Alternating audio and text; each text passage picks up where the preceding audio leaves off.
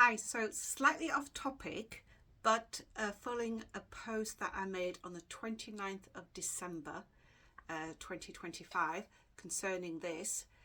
It was the original meaning of autism with vital additional information. So if you've not seen that post, it's the 29th of December. You can go on my bio because they're in date order.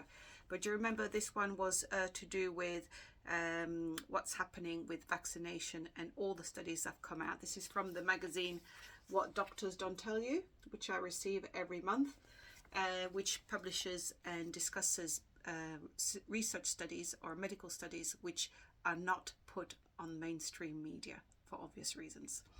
Anyway, you recall here on that one, it said in 1970, just 1 in 10,000 American children was diagnosed with autism. But by 2000, this had risen to 1 in 150 children. And today, 1 in 31 8-year-old children is affected. Of these, 27% have profound autism, including loss of the ability to speak or interact with the world, and will need lifetime care.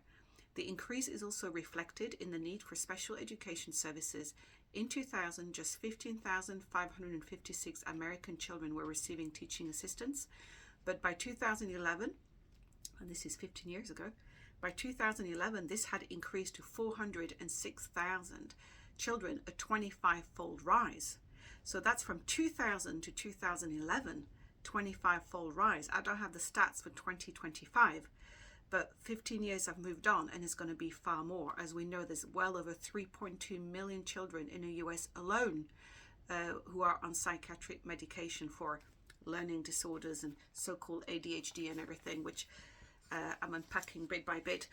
But I want to tell you about something that's just come through with the next issue of What Doctors Don't Tell You. And I'm just going to do the same. I'm not going to go too much into it because I think the algorithms won't like it. But I will put the article at the end of the post, and I would really recommend that you read it, because basically what it's saying is this. Yeah, that's the title. And it's saying mRNA cancer vaccines alone could top $38 trillion over a few years. To put that into perspective, tax revenues in the developed world total around 20 trillion a year. This article is going on about what drug industry is currently doing. Is set to earn trillions of dollars with their new mRNA vaccines that they're going to intend to put across the board, across all illnesses and so on and so forth. But obviously this article is highlighting loads of stuff which is not being published, including all the studies. So the thing is, you can see they do give all the studies and all the references, so you can actually go and yourself look at the studies, which is why I really like this magazine. It also very clearly explains what mRNA means. It discusses the fibers, that have been found during autopsies in the last few years. Very, very good references. But what is interesting here, and that's why I think you need to know this, because obviously it's going to affect you or your children, or you may be encouraged to go and get those medical interventions. So you need to really know what you're letting yourself into. And here it says, obviously, Big Pharma is hiding a lot, is pushing this because it's like going to be the takeover of money making. I mean, trillions and trillions of dollars. So not only are people being psychiatrically drugged to the hilt, and then we've got this new wave of drugs again. So it says, hide the fact. It says, but with such glittering prizes within reach, drug companies have been committing obfuscation and even fraud in their research to get their mRNA offerings over the line. Inconvenient data has gone missing. Deaths have gone unreported, and whole cohorts